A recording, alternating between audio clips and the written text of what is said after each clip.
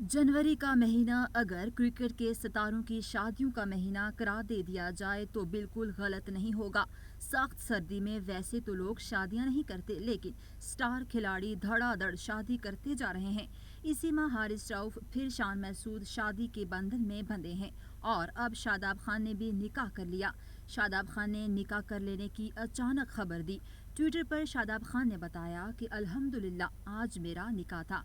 ये मेरी जिंदगी का बहुत बड़ा दिन था और आज एक नए बाब का इजाफा हुआ है।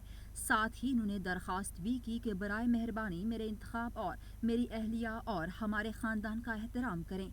शादाब खान ने माजी के अजीम खिलाड़ी सकलेन मुश्ताक की बेटी से निकाह किया है और इस निकाह की चंद तस्वीर और वीडियोस तेजी से वायरल हो रही हैं।